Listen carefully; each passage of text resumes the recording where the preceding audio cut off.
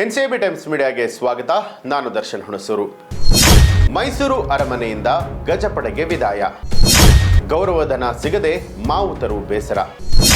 ಒಲ್ಲದ ಮನಸ್ಸಿನಿಂದಲೇ ಕಾಡಿನತ್ತ ಆನೆಗಳ ಪಯಣ. ಕಾಡಿನಿಂದ ನಾಡಿಗೆ ಆಗಮಿಸಿ 2 ತಿಂಗಳು ಮೈಸೂರಿನ ಅರಮನೆ ಆವರಣದಲ್ಲಿ ವಾಸ್ತವ್ಯ ಹೂಡಿ ಜಂಬೂ ಸವಾರಿಯನ್ನ ಯಶಸ್ವಿಗೊಳಿಸಿದ ಅಭಿಮನ್ಯು ನೇತೃತ್ವದ 14 ಆನೆಗಳ ಗಜಪಡೆಗೆ ಭಾನುವಾರ ಭಾವಪೂರ್ಣವಾಗಿ ಬೀಳ್ಕೊಡುಗೆಯನ್ನ ಮಾಡಲಾಯಿತು.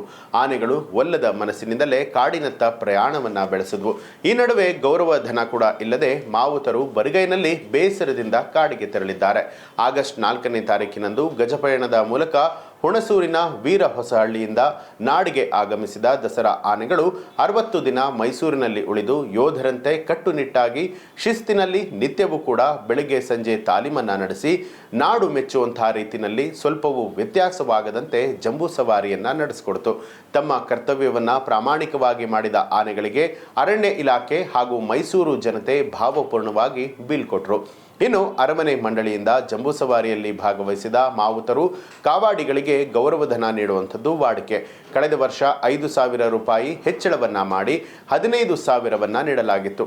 ಆದರೆ ಈ ಬಾರಿ ಯಾವುದೇ ಗೌರವಧನ ನೀಡದೆ ಬರಿಗೈನಲ್ಲಿ ಕಳುಹಿಸಲಾಗಿದೆ. ರಾಜವಂಶಸ್ಥೆ ಶ್ರುತಿ ಅವರು ನೀಡಿದ ಗೌರವಧನ ಬಿಟ್ಟರೆ ಮಂಡಳಿಯಿಂದ ಏನೂ ಕೂಡ ಕೊಟ್ಟಿಲ್ಲ.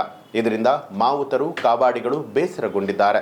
ದಸರಾ ಯಶಸ್ವಿಗೊಳಿಸಿದ ನಮಗೆ ಈ ರೀತಿ ಮಾಡುವಂಥದ್ದು ಸರಿಯಲ್ಲ. ಪ್ರತಿ ವರ್ಷದಂತೆ ಈ ವರ್ಷವೂ ಕೂಡ ಕೊಡಬೇಕು. ಏನೂ ಕೊಡದೆ ಅವಮಾನವನ್ನ ಮಾಡಿದ್ದಾರೆ ಅಂತ ಹೇಳಿ ತಿಳಿಸಿದ್ದಾರೆ. ಇನ್ನು ಮುಂದಿನ ವರ್ಷ ಇವರೇ ಜಂಬೂ ಸವಾರಿಯನ್ನ ಮಾಡಿಕೊಳ್ಳಲಿ ಅನ್ನುವಂಥ ಅಸಮಾಧಾನವನ್ನ ಕೂಡ ಹೊರಹಾಕಿದ್ದಾರೆ. ಈ ವೇಳೆ ಡಿಸಿಎಫ್ ಪ್ರಭುಗೌಡ ಮಾವುತರನ್ನ ಸಮಾಧಾನ ಪಡಿಸಿ ಅಲ್ಲಿಂದ ಕಳುಹಿಸಿಕೊಟ್ಟಿದ್ದಾರೆ. 2025ರ ವಿಶ್ವವಿಖ್ಯಾತ ಮೈಸೂರು ದಸರಾದ ಪ್ರಯುಕ್ತ ಅರಮನೆ ಆವರಣದಲ್ಲಿ ಬೀಡು ಬಿಟ್ಟಿದ್ದ ಆನೆ ಮಾವುತರು ಮತ್ತು ಕಾವಾಡಿಗಳಿಗೆ ನಗದು ರೂಪದಲ್ಲಿ ಗೌರವಧನವನ್ನ ನೀಡಲಾಗ್ತಾ ಇತ್ತು.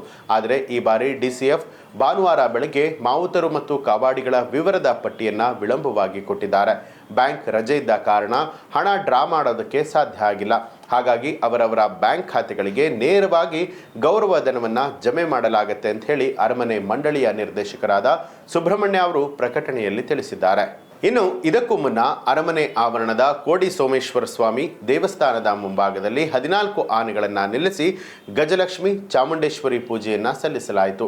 ಅರ್ಚಕರಾದ ಪ್ರಹ್ಲಾದ್ ಅವರು ನಾನಾ ರೀತಿಯಾದಂತಹ ತಿಂಡಿಗಳನ್ನು ಇಟ್ಟು ಎಲ್ಲ ಆನೆಗಳಿಗೂ ಅರಿಶಿಣ ಕುಂಕುಮ ಹಚ್ಚಿ ಸಾಂಪ್ರದಾಯಿಕವಾಗಿ ಪೂಜೆಯನ್ನ ಸಲ್ಲಿಸಿದ್ರು.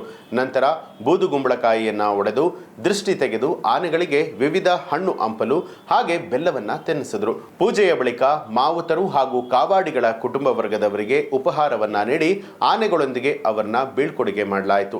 ಆನೆ ಶಿಬಿರದತ್ತ ಮರಳಿದ ಮಾವುತರು ಕಾವಾಡಿಗಳಿಗೆ ದಿನಸಿಯನ್ನ ಕೂಡ ವಿತರಣೆ ಮಾಡಲಾಗಿದೆ. ಇನ್ನು ಕಡೆಯ ದಿನವಾದರೂ ಕೂಡ ಆನೆಗಳನ್ನು ನೋಡಿಕೊಳ್ಳೋಣ ಅನ್ನುವಂಥ ಭಾವನೆಯಿಂದ ಸಾಕಷ್ಟು ಮಂದಿ ಬೆಳಗ್ಗೆಯೇ ಆನೆ ಶಿಬಿರಕ್ಕೆ ಆಗಮಿಸಿ ಕೆಲವರು ಆನೆಯ ಬಳಿಯಲ್ಲಿ ನಿಂತು ಫೋಟೋ ತೆಗೆಸಿಕೊಂಡ್ರು. ಹಿರಿಯರು ಕಿರಿಯರು ಎನ್ನದೆ ಸಾವಿರಾರು ಜನರು ಭೇಟಿಯನ್ನ ನೀಡಿ ಆನೆಗಳನ್ನು ಹತ್ತಿರದಿಂದ ನೋಡಿ ಖುಷಿಪಟ್ಟರು. ಕೆಲವರು ತಾವು ತಂದಿದ್ದ ಬಾಳೆಹಣ್ಣು ಸಿಹಿ ತಿಂಡಿಗಳನ್ನು ಮಾವುತರ ಮೂಲಕ ಆನೆಗಳಿಗೆ ತಿನ್ನಿಸಿ ಸಂತಸ ವ್ಯಕ್ತಪಡಿಸಿದ್ದಾರೆ. ಇನ್ನು ಈ ಒಂದು ವಿಚಾರಕ್ಕೆ ಸಂಬಂಧಪಟ್ಟ ಹಾಗೆ ನಿಮ್ಮ ಅನಿಸಿಕೆ ಅಭಿಪ್ರಾಯಗಳನ್ನು ಕಮೆಂಟ್ ಮಾಡಿ ತಿಳಿಸಿ. ಹಾಗೆ ನೀವಿನ್ನು ಕೂಡ ನಮ್ಮ ಚಾನಲನ್ನು ಸಬ್ಸ್ಕ್ರೈಬ್ ಮಾಡಿಲ್ಲ ಅನ್ನುವಂಥದ್ದಾದರೆ ಈಗಲೇ ಎನ್ಸಿಬಿ ಟೈಮ್ಸ್ ಮೀಡಿಯಾ ಚಾನಲನ್ನು ಸಬ್ಸ್ಕ್ರೈಬ್ ಮಾಡಿ ಬೆಲ್ ಐಕಾನ್ ಒತ್ತಿ.